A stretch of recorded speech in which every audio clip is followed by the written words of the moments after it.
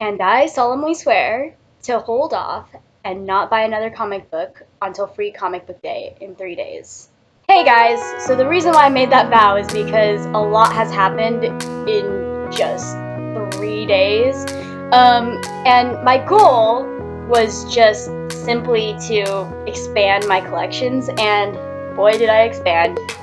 Okay, let's see, which one should we start with? I guess we should start with the one that I like the least. Brace yourselves. Punisher issue number 1. Now, before you get all, crazy on me and say, Arjax, how can you not like the Punisher? I don't. I mean, I like him. I like his character. I love the storyline. I love this arc. I love everything. Not in love with the comics. And that's just a personal thing. My taste is just like, I haven't really developed it yet. And I mean, it's okay, but like, this isn't even number 1. I'm sorry. This is number 7. I'm so sorry. See, I'm not even keeping track. But anyway, I read this, even though it's number 7, I didn't start with number 1. And even though I should have started with number 1 to begin with, everything just happened all at once, and I'm saying I'm not really in love with it. I'm sorry. With that being said, this one sort of makes up for my little hiccup there. Deadpool versus Punisher. And, okay, there are a lot of critics who really hate this one, and they hate the art cover, and I love the art cover personally, because, I mean, classic Deadpool has confetti falling out of his pocket. That's just... But the other reason why I like this, it's such a weird combination. Deadpool and Punisher are complete opposites, but it works, the comedy and the seriousness. It's just, the only problem I have with it, it doesn't seem like something that would ever happen. Because, it was hard for me to take Deadpool seriously because he's always the comic relief, usually. But, I don't know, I like it. I mean, I'm probably not going to follow it anymore, like the Punisher. I'm probably just going to cut my ties, but yeah, I enjoy it. That was issue 1, by the way, or, well, issue 1 of that series. I have Batwoman, issue number 1, and I have issue number 2 as well, and the rest of the series is on pre-order right now. I like it so far. The storyline is very interesting. It's not my all-time favorite, but I will continue it for sure. The thing that I like about this Batwoman series, is the mysterious quality of it. Like, there are new characters in it, and like, I want to see where it goes. It's very, very interesting. Here's a familiar sight. So I finally got Buffy issue number 3, season 11 issue number 3, season 11 issue 4, and Buffy season 11 issue 5.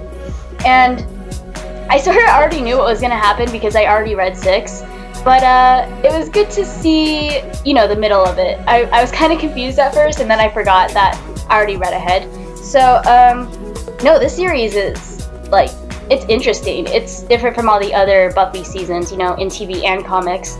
And I think it's interesting that there's only going to be 12 issues. It's kind of mysterious, like, kind of worried about it too, because you know how Game of Thrones last season is going to be only like, 6 episodes or something? Usually, or typically, when there's this really successful series, they always close it off with less episodes, or less, they close off with less, which is kind of scary, but I don't know. I don't think Joss Whedon would do that, though. Just a thought, but I heard Faith is going to come back, so I'm excited for that. Speaking of Buffy, let's go back in time. So I finally got, what is this? No Future for You. This is season, oh my goodness, what season is this? Season 8, issue number 8, sorry. And you can see Faith is drowning, or about to drown Buffy. That's probably one of my favorites. I love Faith and Buffy History. It's just my favorite thing. This issue's called Safe. It's season 8, number 24. Also a really good issue. Oh my god. Okay, so the cover art for this one just breaks my soul. It's season 9, number 19. It's Welcome to the Team. This one, Buffy finds out that Dawn is dying because she broke the seed. And the ending is just fucking heartbreaking. That conversation between her and Xander is just... And new rules. Part 1, because I always had part 2, but I never had part 1, so I thought that was long overdue. So, Hawkeye, number 1. I don't have any of the other issues yet, but I will soon.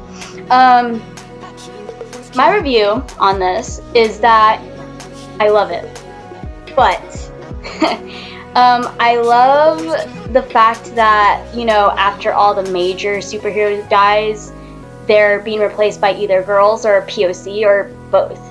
And for this one, it's a little bit lighter than what I wanted it to be. Compared to the other comics that I'm reading, it's very, very light. And I usually like in-depth stuff. In-depth? I can't pronounce things today. I like deeper stuff. But what I like is it ties in Jessica Jones a little bit. And it's badass. It's pretty cool. So yeah, I'll definitely be continuing that. I want to see where it goes. That was the first issue, so maybe it'll change. Maybe the arc will change as I go on. Here's a good one that I'm really excited about. So I got All New Wolverine, number 1. It's a reprint by True Believers. All New Wolverine number 18 and New Wolverine number 19. So let me explain. I bought number 19 first, and I'm sort of working my way down, you know, in number 18, and I'm sort of going backwards, and all over the place with number 1. But let me talk about this series real fast. I started with number 19, and actually that was a really good decision on my part because the storyline in number 19 is really good. It ties in the next comic that I'm going to show you, and it's just an all-time, like, really good comic. My favorite thing was when Laura was wearing Ironheart's armor. That was just... yes. That was the best. I like how they go back to old quotes, too. It's just... it's a really good comic series so far. And it's another one of those, you know, Wolverine died and Laura takes over sort of thing. So yeah. And now, last, but definitely not least, this is probably my favorite comic that I have so far. So I have Invincible Iron Man, number 1, number 2, and number 3.